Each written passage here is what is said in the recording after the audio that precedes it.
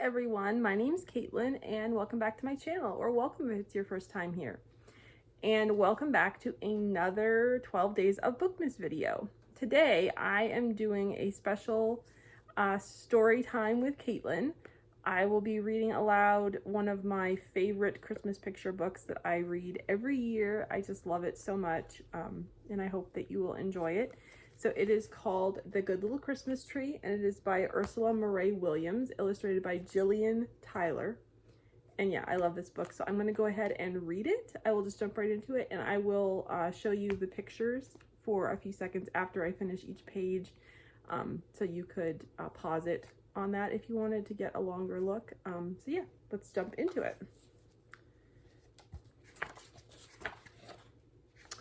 One snowy Christmas Eve, a peasant father walked home through the forest carrying a little Christmas tree for his children. It was neither a very tall nor a very fine tree. While the peasant, being a poor man, had no money to deck it out with gold and silver tinsel, dolls, kites, toys, and all the rest, he did not worry over much about it. He knew his wife would discover something in the chest to make the little tree look splendid, and his children, who had never had such a thing in the house before, would be very well pleased. When he reached home, having tied up the little Christmas tree in a sack, he bundled it into a corner of the kitchen behind the stove, and nothing that his boy and girl could say or do could persuade him to say a word about it.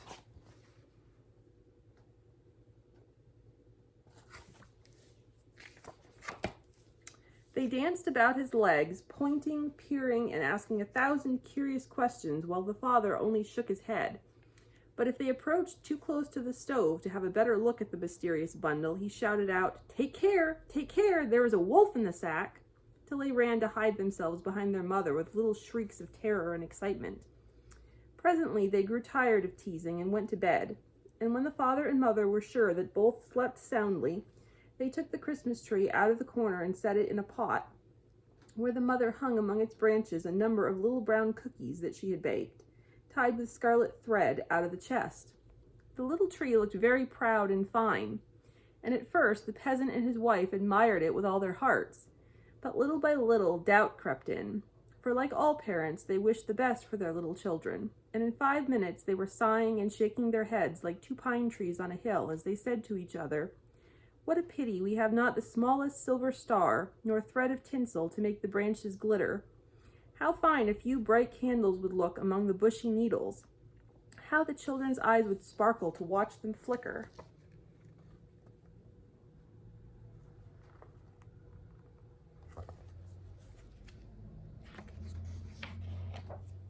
How dingy the branches seem, so green and bare. If we had but a few small toys and gifts for our little ones, how they would clap their hands and jump for joy. However, they are good, unselfish children, the parents agreed, preparing to go to bed. They will think the tree very pretty as it is and make the best of it. So off they went, sighing a little and leaving the little Christmas tree alone on the kitchen floor. The tree sighed too when the peasant and his wife were gone to bed, for they were an honest pair and he liked their kind and simple hearts. The children too were well brought up and cheerful, deserving the best that could come to them. If he could have crowded his humble branches with stars, diamonds, toys, bright ornaments, and playthings, the little Christmas tree would have done so in a moment to please so worthy a family. And he stood for a long while, thinking deeply, with the cookies and their scarlet threads dangling from his branches like so many little brown mice. All at once the little tree quivered. One by one he gently pulled his roots out of the pot. He was so careful that not a speck of earth fell upon the clean kitchen floor as he moved across to the door and peeped outside.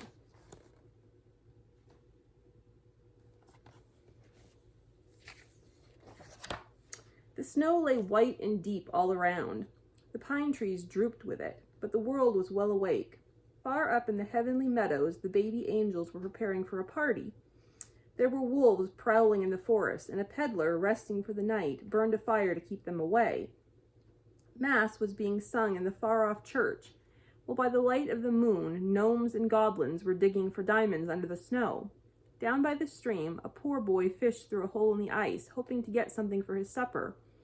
And old Father Christmas, whom the peasants sometimes call St. Nicholas, came walking through the forest with a sack over his shoulder.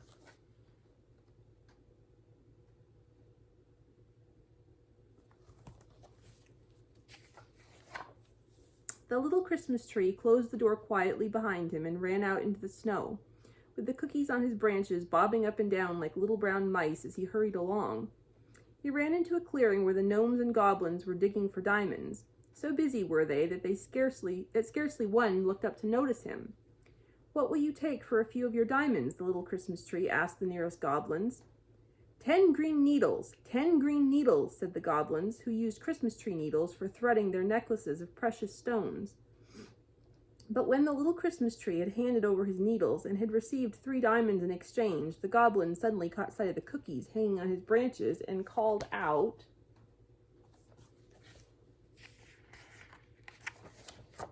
"10 green needles and a round brown cookie." Now, the little Christmas tree did not intend to part with any of the cookies the peasant mother had made for her children. But in order to pacify the goblins, he had to give them first another 10, and then a further dozen of his green needles, after which he left them and trotted on his way, with the diamonds sparkling among his branches and the cookies bobbing up and down like little brown mice. When he had left the goblins far behind, he came on a circle of scarlet toadstools, so bright and splendid with their red tops all spotted with white that he knew it would delight the children to see a few peeping from among his needles. But he had hardly helped himself to a handful before he heard a terrible baying, which came nearer and nearer and nearer. Surrounding him was a ring of wolves, their tongues hanging out, their eyes green and hungry. "Don't you know better than to pick scarlet toadstools?" they asked the little Christmas tree. "Don't you know that every time you pluck one, a bell rings in the wolves' den?" "What will you take for your red toadstools?" the little Christmas tree asked, trembling with fear. 20 green needles, 20 green needles," said the wolves, who used Christmas tree needles for picking thorns out of their paws.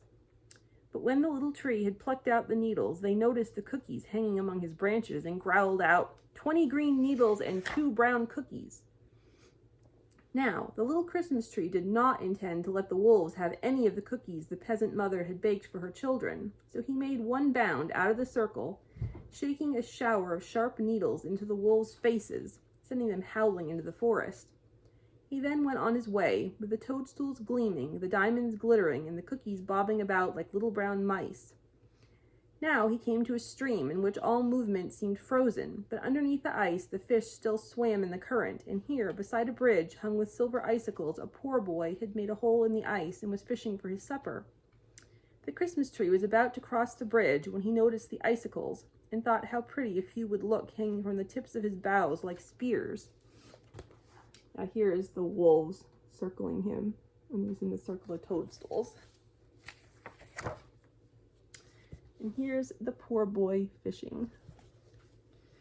"What will you take for a few of those icicles?" he asked the fisher boy. "They are not mine to sell," the poor boy replied. "God made the icicles. I suppose he means us to take what we please, but pray tread carefully or you will frighten away my little fishes." The little Christmas tree was so pleased with the boy's courtesy that when he had broken away a few beautiful icicles, he handed some of his own green needles to the fisher boy to make new hooks. The boy thanked him gratefully, but his eyes strayed so wistfully toward the cookies hanging among the branches that the little tree felt much perplexed. He could not part with any of the cookies the peasant mother had made for her children, but he said, "If you wish, you may take one bite out of my largest cookie, for I feel sure that is what any mother would wish." The boy eagerly did as he was told, and immediately felt as if he had risen from a banquet of roast goose, turkey, venison, plum pudding, mince pies, jellies, and dessert. While the little Christmas tree hurried on his way, with the icicles sparkling, the toadstools gleaming, the diamonds glittering, and the cookies bobbing about like little brown mice. Soon he met a procession of people who were wending their way through the forest to church. All were carrying candles, which they lit as they passed through the door, where already a great number of people were singing and praising God. The little Christmas tree crept in behind them to listen. In the nave stood trees a great deal taller than he, their branches ablaze with colored candles that flickered. There's the people on their way to church. As if they too were singing anthems. The little tree dared not ask for a candle, so he stood close by the door, listening and watching for quite a long while. Presently, an old man and a young girl came into the church. The girl took colored candles out of her basket, lighted them, and tied them onto the branches of the little Christmas tree. There, that will please the good angels and amuse some poor child on Christmas morning, said the girl. But the old man grumbled. Look at all those cookies hanging on the branches. They will do no good there. They will go bad. The mice will eat them during the night. They ought to be cut off and given to the poor. That's the little girl that put the candles on the tree. The little Christmas tree trembled so much at the old man's words that quite a shower of green needles fell on the floor round the young girl's feet. And as she and the old man walked up the church to join the singing, the little tree quickly slipped through the door and out into the forest, with the candles flickering, the icicles sparkling, the toadstools gleaming, the diamonds glittering, and the cookies bobbing about like little brown mice.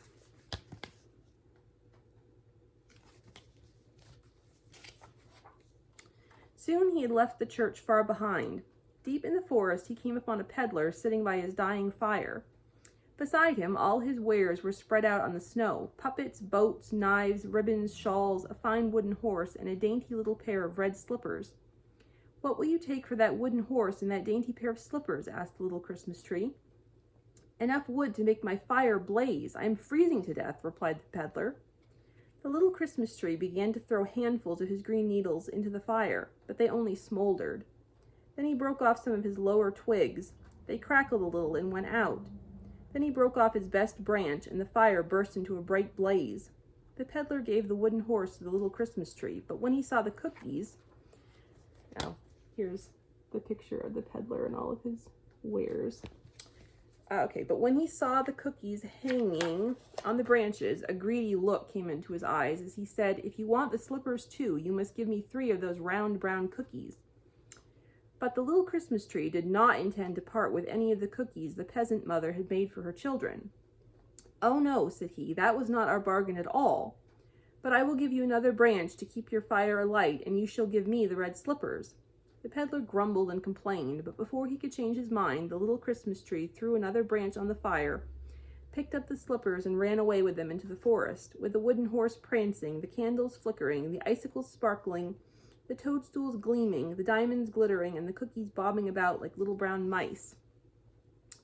He ran right into the heavenly meadows where the baby angels were holding their party. They were so pleased to see him, they clustered round him, caressing him with their soft little wings. Their pink toes peeped out from under their white nightgowns, and they clapped their little pink hands together in joy and delight.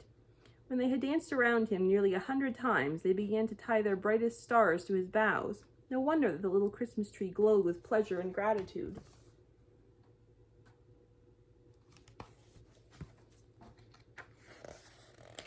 He had very few needles left on his branches, but he offered them all as playthings to the baby angels. But when they grew tired of playing with the pretty green needles, they began to beg for the cookies, stretching out their little hands for them and clamoring as children will. Now, the little Christmas tree did not intend to part with any of the cookies the peasant mother had made for her children, but the baby angels had been so kind to him, and their rosy faces were so beseeching that he had not the heart to refuse them. So at last he said, "Each of you may take a tiny bite out of just one cookie, for I feel sure that is what any mother would wish." But when the baby angels had had one bite, they all wanted another, and to escape them, the little Christmas tree had to take to his heels and run until he had left the heavenly meadows far behind. There's them dancing around him. With the stars shining, the slippers flapping, the wooden horse prancing, the candles flickering, the icicles sparkling, the toadstools gleaming, the diamonds glittering, and the cookies bobbing about like little brown mice. He ran till the forest was dark again, and there he found a pool, so deep and so clear that the ice had not covered it at all. "I will have just one drink of cool water," said the little Christmas tree, "then I must be going home." But when he bent over the pool and saw his reflection in the moonlight, he was so overcome by his miserable appearance that he shrank back into the snow as if he wished to hide himself completely. Gone were his bushy needles with their pale green tips, the jaunty fingers outstretched from each sturdy bough. Some of the boughs themselves were gone, leaving jagged, miserable stumps behind. It was as if the stars, the slippers, the horse, the candles, the icicles, the toadstool, and the diamonds hung on the arms of some ragged scarecrow. He was ashamed to go home.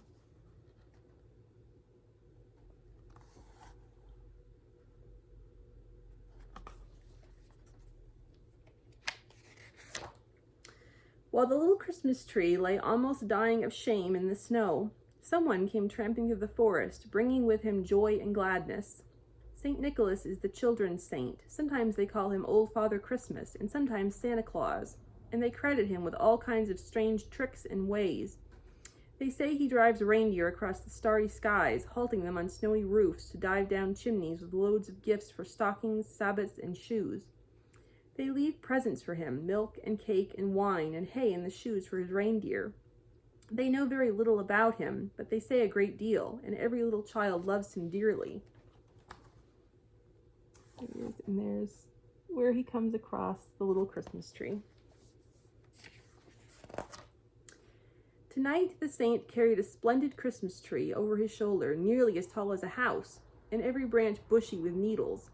When the little Christmas tree saw him coming through the trees, he rose up, trembling with shame, huddling his poor bare branches round him as if to make himself out to be as small as a little berry bush close by. "Oh, please, kind sir," said the little Christmas tree, "please grant me a favor for pity's sake." When St. Nicholas stopped to listen to him, the little tree began very fast and piteously. "I beg you, kind sir, to take off my branches the shining stars, the slippers, the wooden horse, the candles, the icicles, the toadstools, the diamonds, and above all, the little cookies tied with scarlet thread, and to tie them on the branches of that splendid tree you carry. Then, of your kindness, will you take the tree to the cottage at the end of the forest and leave it at the door?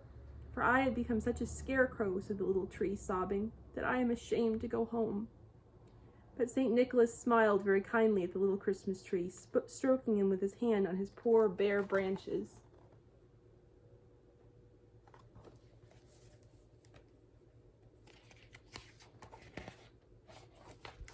At the first touch, the tree prickled all over. At the second, he had the strangest sensation, as if each twig were bursting and popping open like so many buttons. His needles were growing again. As they grew thicker and thicker, new boughs sprang from the torn stumps, till, reflected in the forest pool, he now saw a splendid tree, among whose branches shone bright stars and dangled silver icicles. The candles, slippers, horse, toadstools, diamonds, and cookies were almost hidden behind the wealth of fresh green that covered the tree from top to toe. "We will go home together," said Old Father Christmas.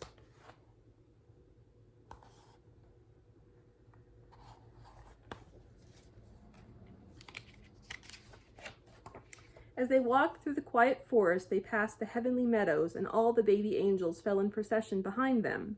The peddler left his glowing fire and followed behind the angels. The people were leaving church. They joined the peddler, still singing their Christmas hymns.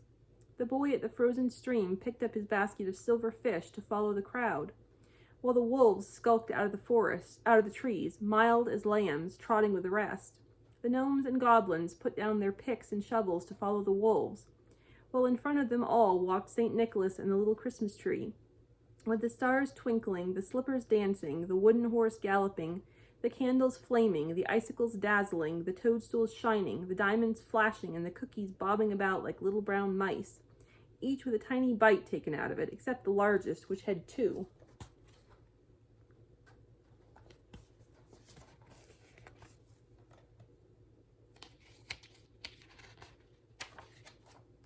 I just love this picture because it shows how all of the different groups of people that the tree has visited are now united.